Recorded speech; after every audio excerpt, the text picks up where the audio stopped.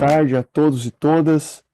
Seja bem-vindo, seja bem-vinda ao nosso webinário da HT Analyse Educacional sobre vieses ou erros sistemáticos na pesquisa clínica. Eu sou André Azeredo, eu sou médico epidemiologista da HT Analyse e nós vamos ter essa conversa sobre esse assunto hoje, que é super relevante, né, para todo mundo que ou faz pesquisa ou consome pesquisa, né? E o primeiro ponto que eu quero trazer aqui para a nossa conversa é que, embora não seja bem a mesma coisa, na prática, os termos risco de vieses e avaliação da qualidade dos estudos são usados como sinônimos, tá? Então, quando vocês ouvirem alguém falar assim, tem que fazer avaliação da qualidade dos estudos. Então, a gente avalia a qualidade olhando, procurando os defeitos, né? Pelo risco de vieses. Então, na prática, é a mesma coisa. São dois lados da mesma moeda, tá? Para a gente falar dos riscos de vieses, a gente tem que relembrar algumas questões sobre os delineamentos de pesquisa, né, os tipos de estudo. E eu lembro para vocês que na pesquisa clínica a gente tem os estudos observacionais e os estudos experimentais. A diferença entre eles é que no estudo experimental, o fator em estudo ele é alocado intencionalmente pelo pesquisador. E os participantes, eles sabem que estão participando de um experimento. Eles consentem em participar de um experimento e serem observados naquele experimento. No estudo observacional, o fator em estudo, ele já existe naturalmente, né, na sociedade, ou nas práticas da saúde, nas práticas profissionais, ou na natureza, digamos, né, já existe naturalmente. E o pesquisador, ele sistematiza a observação, né, e a coleta de dados sobre a associação entre esse fator em estudo e a ocorrência de desfechos, desfechos de saúde. Os estudos observacionais, eles podem ser descritivos ou analíticos. Descritivo, o grande exemplo é o estudo transversal, que pode descrever só a prevalência ou descrever características de pacientes, por exemplo, mas sem fazer uma estatística inferencial, sem fazer teste estatístico, sem comparar grupos, ou analíticos, nos quais a gente tenta estabelecer relações causais entre exposição e desfecho. Com ou sem grupo controle, geralmente é melhor com grupo controle, né?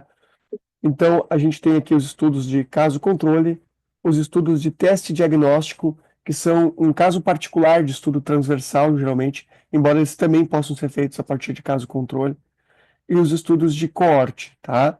Também temos os estudos ecológicos, que também são tipos de estudos observacionais, a partir de bancos de dados, vamos dizer, agrupados populacionais. Nós vamos falar mais adiante. E nos experimentais, a gente tem o ensaio clínico randomizado, e vamos chamar aqui de ensaio clínico não randomizado, ou quase experimento, né? A diferença entre esses dois tipos é o uso da randomização, o sorteio, para fazer a alocação das intervenções. Os diferentes delineamentos de pesquisa, eles não são iguais em relação ao risco de viés. Então, eu diria que quanto mais controlado um estudo, né, mais parecido com um estudo randomizado ele for, mais parecido com um estudo randomizado controlado, menor o risco de viés. E quanto menos parecido com um estudo randomizado, como, por exemplo, só observações, como séries de casos ou relatos de casos, mais a gente está sujeito a vieses, tá? Aqui eu já apresento uma lista dos principais vieses que nós vamos conversar hoje.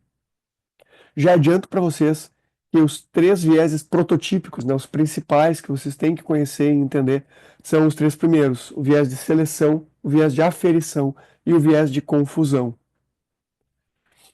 Então, aqui eu trouxe uma lista, tá, de alguns tipos de vieses. O que são vieses? Vieses também são chamados de erros sistemáticos ou tendenciosidades, tá? Quando a gente faz uma pesquisa na área da saúde, um estudo científico, clínico, a gente pode cometer erros aleatórios ou pode cometer erros sistemáticos, tá? O que é um erro aleatório? Um erro aleatório, ele se deve ao acaso. Ele se deve a, por exemplo, não ter poder estatístico para conseguir concluir decisivamente que há ou não associação entre uma exposição e um desfecho, ou há ou não diferença entre os grupos. Então, ele pode se dever ou à falta de poder, no caso do erro tipo 2, que é um tipo de erro aleatório, ou a gente pode achar que tem associação de exposição e desfecho, e na verdade essa associação não existe. Isso é o erro tipo 1, né?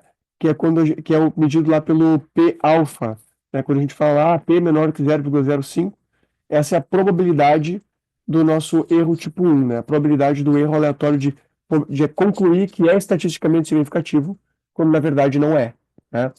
Mas esse é o erro aleatório, que é que a gente pode evitar ele calculando o tamanho da amostra, planejando bem a pesquisa, né, e aplicando testes estatísticos válidos para aquele tamanho amostral. Tá? Então é assim que a gente lida com ele. Também a gente pode fazer algumas correções no momento da análise. Agora, os erros sistemáticos, eles são decorrentes de falha nos métodos da pesquisa, falha no desenho da pesquisa ou na execução da pesquisa. A execução no sentido tanto de coleta de dados, seleção de pacientes, aferição de desfechos, análise dos dados.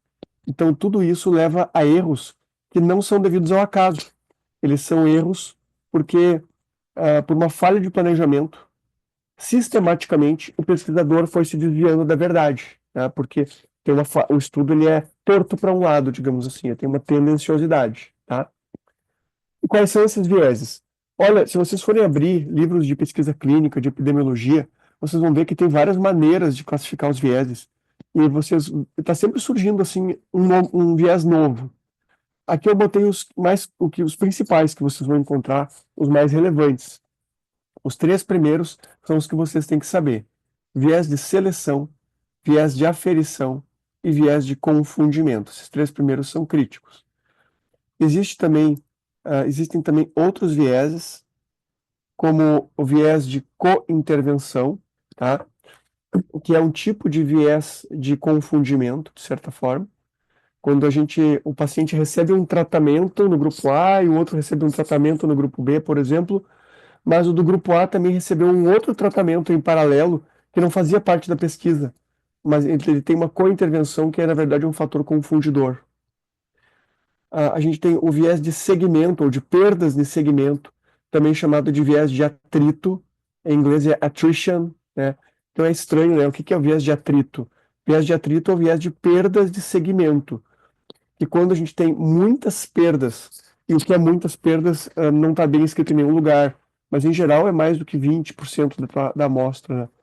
Quando a gente tem muitas perdas, ou quando a gente tem perdas diferenciais, perde mais de um grupo do que no outro grupo, a gente está exposto a viés, a risco de erro, e esse viés de segmento ou de atrito, ele é um tipo de viés de seleção, né? Porque os pacientes eles podem estar se autosselecionando e saindo da pesquisa por algum fator sistemático. Por exemplo, todos os pacientes que não têm dinheiro para comprar passagem acabam não indo na pesquisa. Então, esse é o fator que acaba selecionando os pacientes, não ter dinheiro para comprar passagem. E isso pode selecionar uma amostra viciada de pacientes que têm condições socioeconômicas diferentes, e daí isso pode influenciar o resultado da pesquisa. Viés de análise, aqui é um nome assim, que não existe assim uma única definição. Pode ser, por exemplo, tanto você errar no seu teste estatístico que você escolheu e errar na sua interpretação do teste estatístico e nas suas conclusões a partir dele. Mas também pode ser o fato de você fazer múltiplas análises não planejadas. Então, vamos supor que você tem um protocolo de pesquisa, você calculou o tamanho da amostra para um ou dois desfechos principais, tá? E você resolveu fazer múltiplas análises de outros desfechos que não são os principais, desfechos para os quais você não calculou o tamanho da amostra, e você fez múltiplas análises não planejadas para esses desfechos todos, comparando um grupo e outro, para ver se tinha diferença. E se você, eu vou falar algo assim, talvez tiver algum estatístico aqui no nosso público não concorde totalmente, mas para fins didáticos, né? vamos dizer assim, que se a gente assume que para um alfa de 5%, a probabilidade de encontrar algo estatisticamente significativo e esse estatisticamente significativo não ser a verdade, ser falso, é 5%. Então, se a gente fizer 100 testes estatísticos, a gente tem 5% de probabilidade de achar testes positivos ao acaso. Se a gente fizer 20 testes, a gente tem 1% de probabilidade de achar um teste. Um desses 20 pode ser positivo ao acaso, né?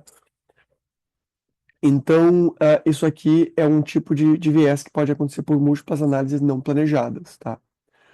Existe também o viés de interpretação, quando, na cara de pau, né, vou dizer assim para fins didáticos, os autores, os dados dizem uma coisa, mas os autores vão lá e dizem outra coisa, para interpretar do jeito deles, para puxar para o lado da hipótese conceitual, né?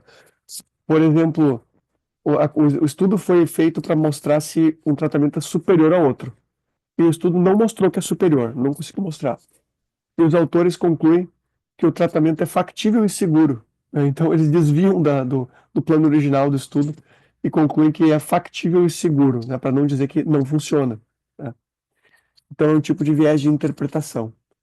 E existe outro tipo aqui, que é o viés de publicação, que é quando os estudos que a gente encontra na literatura, eles tendem a demonstrar um determinado tamanho de efeito, mas, na verdade, esse tamanho de efeito ele está enviesado, porque existem também estudos que mostram um tamanho de efeito contrário e que não foram publicados, foram engavetados.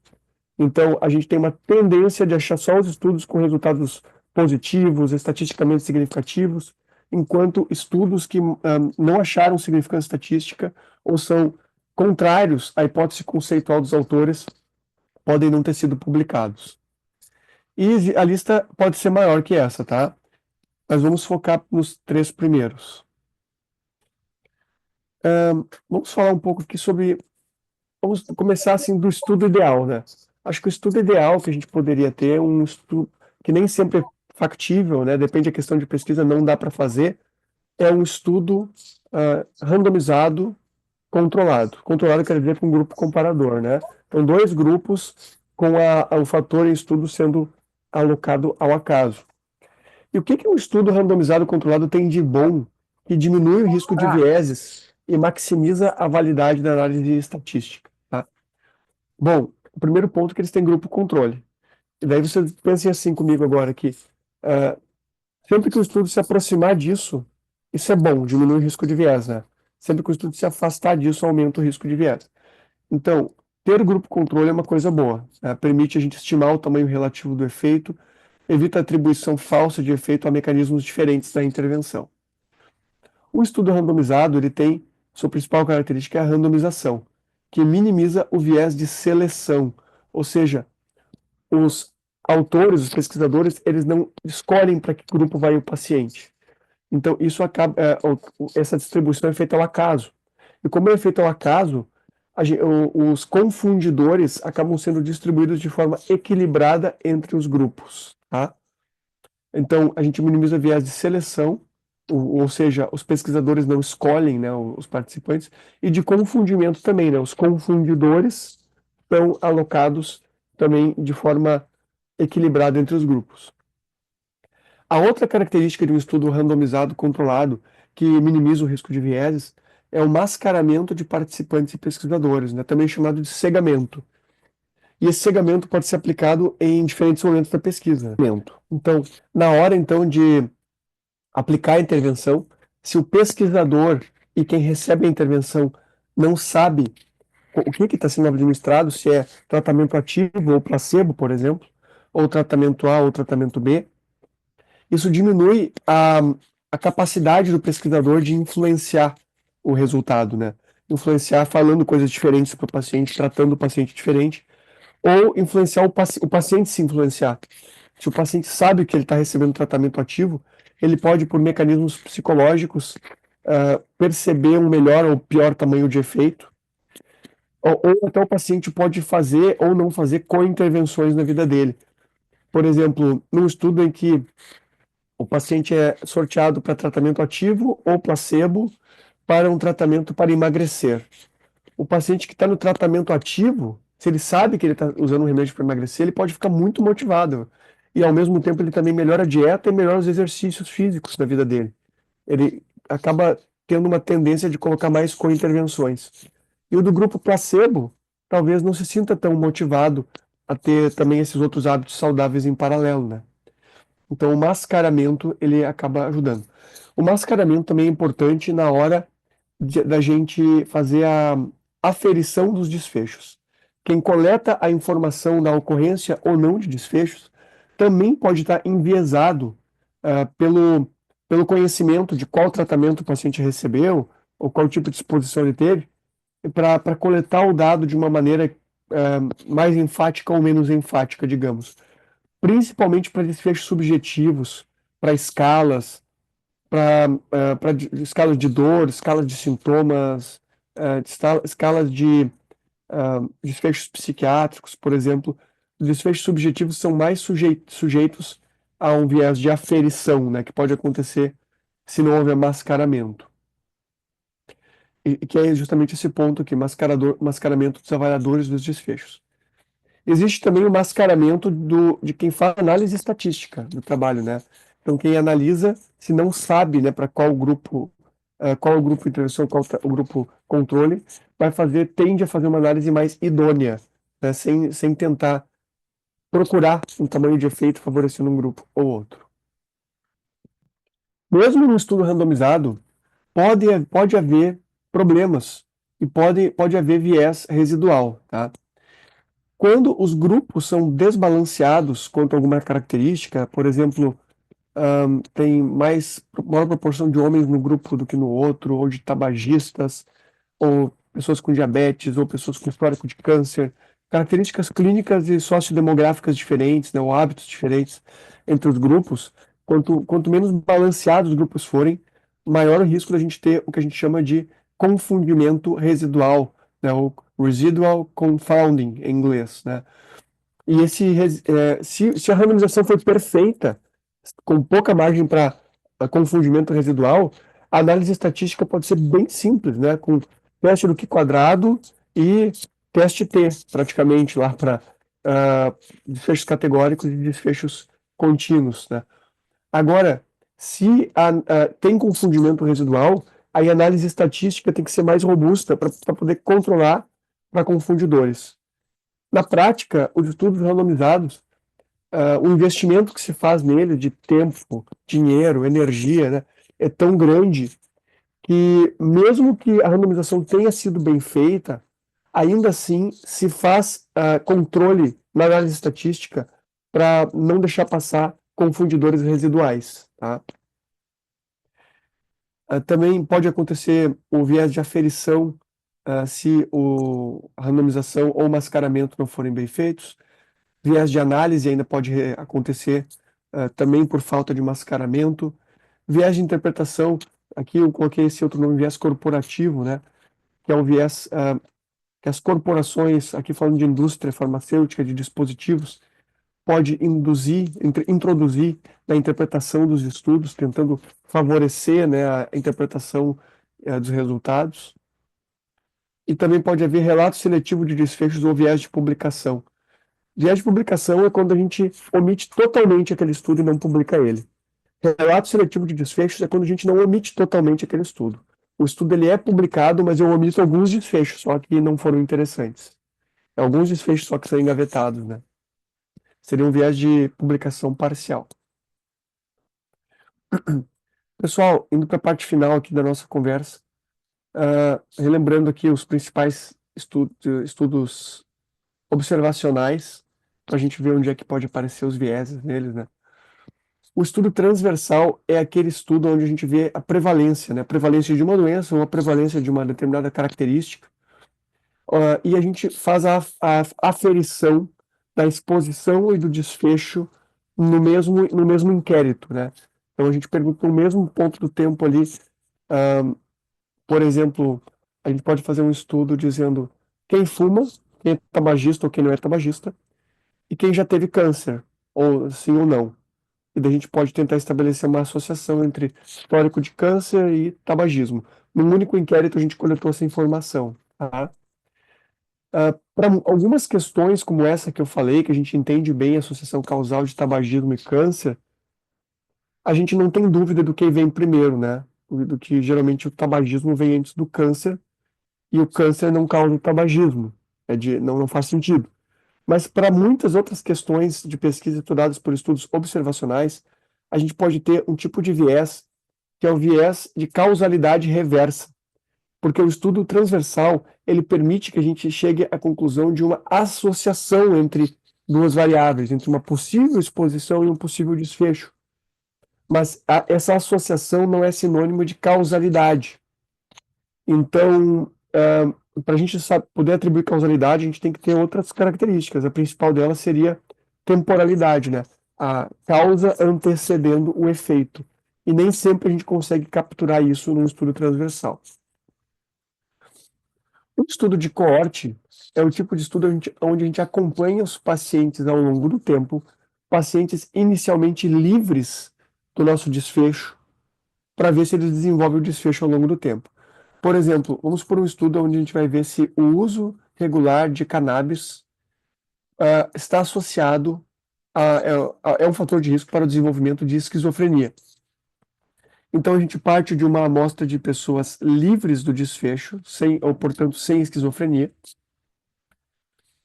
Esses pacientes, eles são classificados quanto ao fator do estudo, então eles não são randomizados para usar cannabis regularmente ou não.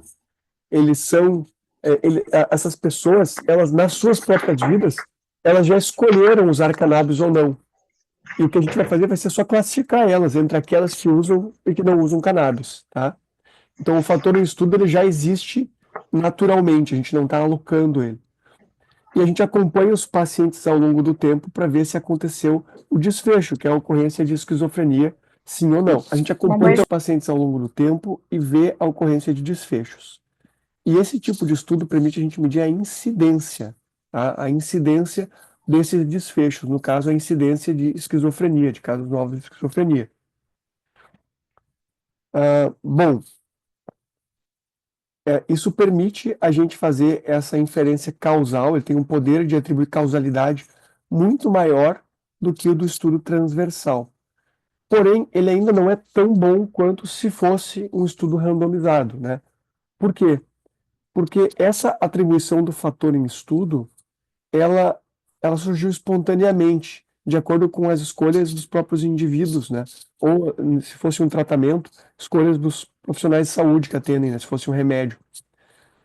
E essas escolhas, elas estão associadas a outras coisas, né? A outros hábitos de vida, a outras covariáveis. Então, a gente tem um potencial grande ainda de confundimento nessa associação que tem que ser controlada na análise estatística. Então, o grande problema aqui é que a gente não se livra do risco de viés de confundimento, tá? Aqui é o desenho geral, né, dos estudos não randomizados. E vocês vão encontrar esses estudos longitudinais de dois tipos. Vocês vão encontrar eles com um grupo comparativo, né? Estudo de corte, ou estudo de corte comparativo, ou experimento natural. Todos esses nomes se referem a um estudo observacional comparativo, onde os pacientes não são randomizados, são só classificados quanto a receber ou não tratamento ou exposição, e acompanhados ao longo do tempo para ver um desfecho.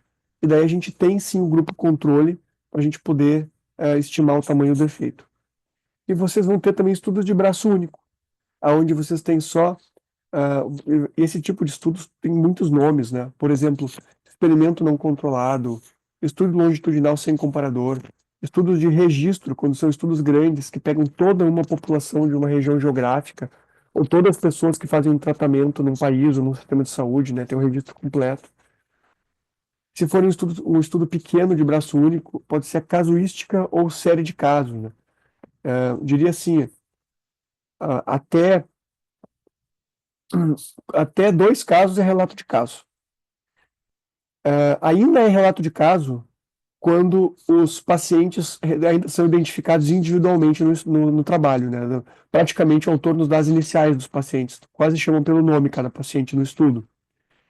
Agora, quando a gente tem assim, aí é um número variável, vamos dizer, entre 5, 10 casos, né? A gente tem, na verdade, um estudo de série de casos, em que a gente tem relato de caso por caso ali, mas já com algum agrupamento de informações. Bom, um estudo de braço único, ele só vai fazer comparação estatística antes e depois, né? Está sujeito de um certo modo, ele está sujeito a vieses, e de um certo modo, ele está protegido de vieses, né? Eu diria assim, a grande vantagem é que o indivíduo é seu próprio controle, né? O próprio indivíduo antes e depois. E isso, de certa forma, assim, diminui o risco de viés. Mas esse tipo de estudo não permite a gente calcular o tamanho do efeito em comparação a não receber aquele tratamento, a não ter aquela exposição. Então, o que é relevante quando a gente avalia um estudo de corte? Se a população avaliada ela está em risco para o desfecho, ela estava livre de eventos no início, perdas no segmento, né, que é o viés de atrito, se a gente teve ou não muitas perdas no segmento, e o risco de viés de aferição. Houve cegamento ou mascaramento em relação à exposição? Isso é importante quando a gente avalia um estudo de corte. No caso dos estudos de caso e controle, esses estudos, eles, diferentemente dos estudos de corte, né, que a gente parte de indivíduos livres de eventos, acompanha eles ao longo do tempo e vê a incidência de eventos, de desfecho. Nos estudos de caso e controle, a gente parte dos eventos, parte dos desfechos. E a gente vai procurar no passado se havia fatores de risco para acontecer aquele desfecho. Então, por exemplo, a gente pode, no ambulatório de psiquiatria, identificar um grupo de pacientes com esquizofrenia, que são os nossos casos, pacientes que já desenvolveram a doença, já têm diagnóstico confirmado, eles têm esquizofrenia. E a gente pode procurar criar um grupo controle artificial, que são pessoas sem esquizofrenia, mas que a gente não entende assim por que que eles não têm esquizofrenia, porque eles são muito parecidos com os esquizofrênicos, em várias características.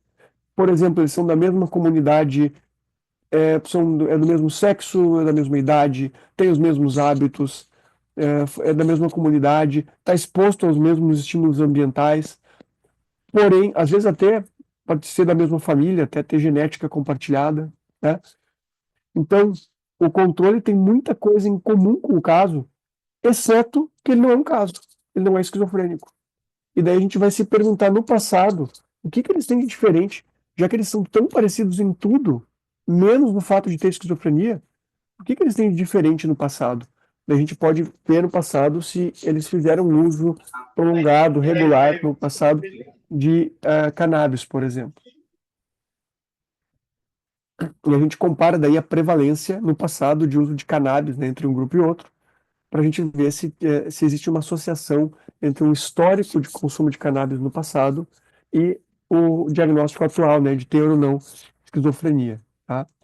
Esse é o tipo de estudo bom para avaliar doenças raras, né, eventos raros, porque a gente primeiro faz uma coleção dos eventos raros, por exemplo, que são agrupados num ambulatório, num serviço de saúde que atende aquele tipo de doença, né?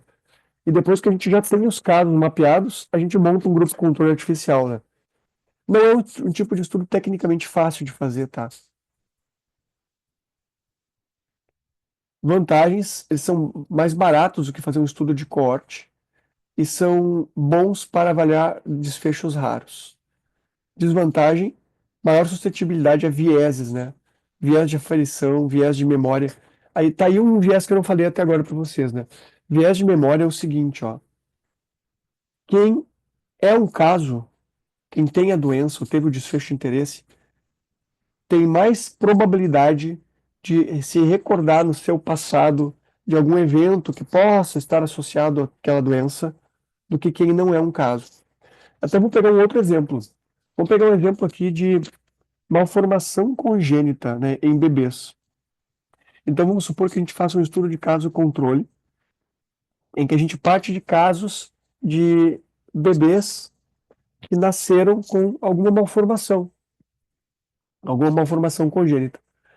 E a gente também vai selecionar bebês que são comparáveis a esses bebês que nasceram com uma formação congênita que são da mesma comunidade de origem, de famílias semelhantes, que nasceram na mesma maternidade, até no mesmo dia, em dia semelhante, até o mesmo signo o bebê é. Eles têm tudo parecido, exceto que um bebê nasceu com uma malformação e o outro não nasceu com uma malformação. E daí a gente vai entrevistar, por exemplo, as mães desses bebês quanto a hábitos durante a gestação, de consumo de medicamentos, de tabagismo, de não tabagismo, tabagismo passivo, consumo de substância, alimentação, fatores ambientais. As mães dos bebês que nasceram com alguma malformação, provavelmente elas vão ter muito mais, elas vão buscar muito, de forma muito mais profunda na memória delas, explicações para a malformação do que as mães dos bebês que não nasceram com malformação. Porque o bebê que nasceu bem, sem a malformação, tá tudo bem. A mãe é só alegria. Então se pergunta para ela se você fumou na gestação. Ah, eu fumei um pouco, mas o quanto você fumou? Ah, nem lembro. Você tomou tal remédio na gestação? Ah, nem sei. Porque ela não importa muito o passado da gestação para ela, porque já passou a gestação e tá tudo bem. Agora, aquela mãe cujo bebê nasceu com uma malformação, se a gente perguntar para ela se ela fumou, ela vai dizer: fumei. O quanto você fumou? Ela vai buscar na memória o quanto ela fumou, porque ela quer uma explicação também. Ah, você consumiu álcool? Sim, consumi. O quanto? Ah, foi tal dia, tal dia, tal dia. Ela vai buscar na memória. Então, o grupo caso vai ter uma probabilidade de lembrar das exposições maior do que a do grupo controle. E isso é o que se chama de viés de memória. E não tem uma boa maneira de lidar com isso. A melhor maneira é planejar uma entrevista estruturada e treinar os entrevistadores para entrevistar bem as pessoas, né, e tentar captar as informações.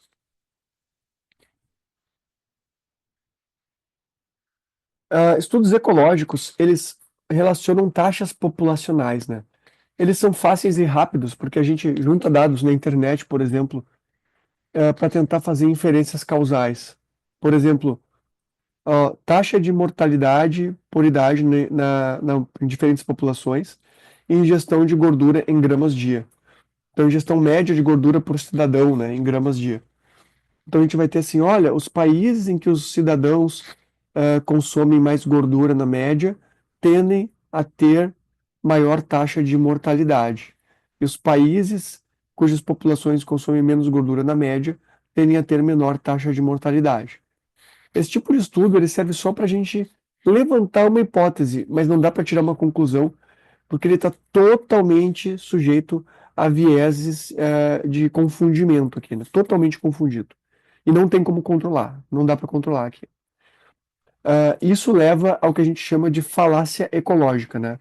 Que é baseado num estudo desse tipo, fazer uma afirmação categórica e tomar uma decisão importante, dizendo, olha, ingerir gordura com certeza aumenta o risco de morte, portanto, vamos cortar a gordura dos alimentos, totalmente, sabe? Tem um outro exemplo que eu gosto que é ingerir álcool, ingerir álcool não, consumo de vinho e consumo de cerveja, né, nos países e também risco de eventos cardiovasculares, né? Então, na França, o consumo de vinho é mais alto do que nos Estados Unidos e a taxa de eventos cardiovasculares é menor do que nos Estados Unidos. Nos Estados Unidos, o consumo de cerveja é maior do que na França e a taxa de eventos cardiovasculares é maior do que na França. Portanto, cerveja está associada a aumento do risco de risco cardiovascular e vinho está associado à redução de risco cardiovascular. Isso é uma falácia ecológica, né? Eu chegar e largar uma afirmação dessas. Porque tem muitos confundidores, né, de hábitos de vida das pessoas, das populações, tá? Pessoal, por fim, falando aqui, voltando para o estudo randomizado, né, já falamos que os pacientes são sorteados para ganhar intervenção ou controle, e esse aqui é o grande lance desse tipo de estudo, né, o sorteio, a imprevisibilidade da próxima alocação e também o cegamento. A randomização é um elemento central desse tipo de estudo, obtém grupos comparáveis em todas as características. A gente randomiza até os confundidores que a gente nem sabe que existem, então sorteados, né? Se a gente se é aleatório, a gente controla até para confundidores que a gente nem sabe que existe. A randomização ela evita o viés de seleção, tá? Ela evita viés de confundimento e assegura a validade dos testes estatísticos, porque os testes estatísticos eles assumem que não tem confundimento residual. Caso a gente ache que tem confundimento residual, aí a gente tem que corrigir para isso no teste estatístico. Por exemplo, com uma regressão logística, né, ajustada para confundidores, ou uma regressão de Cox, no caso de uma análise de sobrevivência ajustada para confundidores, e outras, né, análises controladas.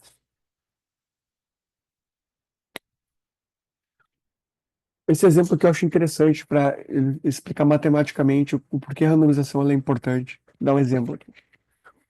Vamos supor que aqui nesse grupo de 2.000 indivíduos, a gente tem aqui o mesmo estudo acontecendo randomizado e acontecendo de forma não randomizada. E a gente sabe que tem dois tipos de pessoas nessa população, nessa amostra aqui estudada. A gente tem as pessoas de menor risco, que tem 10% de risco de morrer, e a gente tem as pessoas de maior risco, que são aquelas com 50% de risco de morrer, risco 5 vezes maior.